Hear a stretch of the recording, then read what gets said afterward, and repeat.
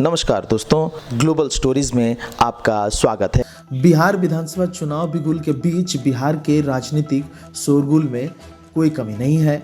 ऐसे में कुछ उलटफेर हो ना हो, फिलहाल तो बीपीएससी दोबारा का चर्चा है। विगत दिनों पूरे देश में नीतीश कुमार के फिर से पार्टी बदलने की चर्चा शुरू हो गई थी। लालू ने खुला ऑफर भी दे दिया था। इस समय नीतीश बाबू का प्रगति यात्रा जोरों पर है। इस दौरान गोपालगंज में समीक्षा बैठक में शनिवार को मुख्यमंत्री नीतीश कुमार ने खुद से जुड़े सभी तरह के कयासों पर विराम लगा दिया। उन्होंने कहा कि अब कहीं नहीं जाना है। गलती से 2 बार इधर से उधर यानी राजद के साथ चला गया था। अब हम लोग हमेशा साथ रहेंगे यानी एनडीए के साथ रहेंगे।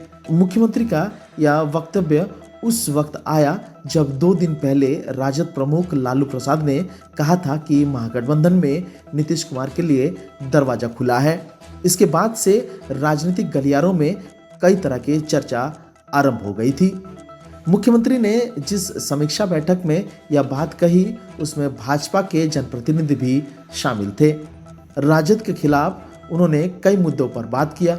मुख्यमंत्री ने समीक्षा बैठक में राजद के खिलाफ जमकर हमला बोला।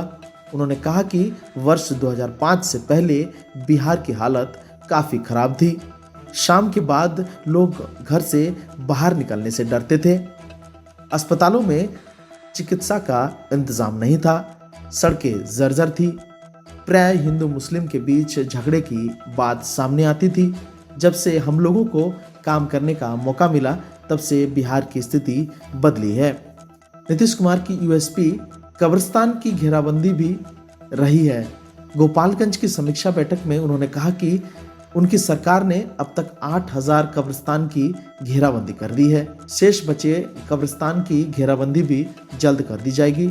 मंदिरों में मूर्ति चोरी की घटनाएं बढ़ने को ध्यान में रख मंदिरों की 4 दीवारी कराने का निर्णय लिया गया। महिलाओं के उत्थान पर भी समीक्षा बैठक में बात की। उन्होंने कहा कि उनकी सरकार ने 2016 में सभी सरकारी नौकरियों में महिलाओं को 35% का आरक्षण दिया। बिहार में अब महिलाएं स्वयं सहायता समूह की संख्या लगभग 10.61 लाख हो गई है। सरकारी नौकरी व रोजगार पर भी बात मुख्यमंत्री ने किया और कहा कि 2020 तक हम लोगों ने 8 लाख लोगों को सरकारी नौकरी प्रदान कर दी थी।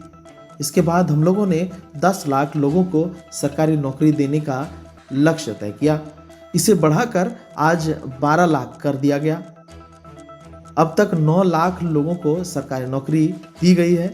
वहीं 2025 में 34 लाख लोगों को रोजगार मुहैया करा दिया जाएगा।